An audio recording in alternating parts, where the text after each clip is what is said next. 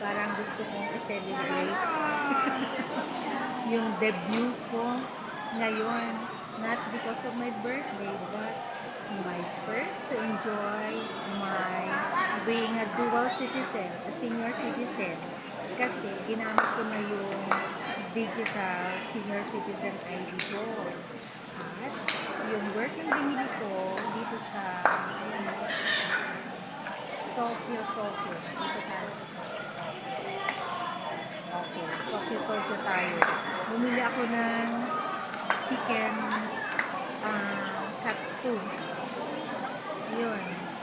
Na worth 259. Tapos pinakita ko yung digital senior citizen ID ko. Tapos, ang binayaran ko na lang ay 185. So, malaki ang nabawas sa akin.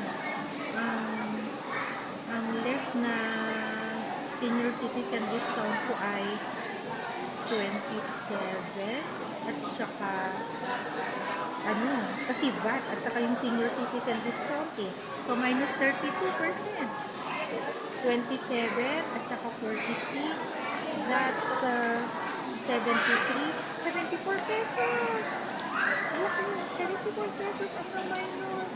Pinayaran ko lang 185. Pero ang value talaga nung aking binili ay 259. The perks of reaching this age 60 years old. Ay nako, thank you Aba Yahawa na ako ay nag-enjoy na ng aking privileges as a dual citizen, as a senior citizen, and as a Filipino citizen. Ayan,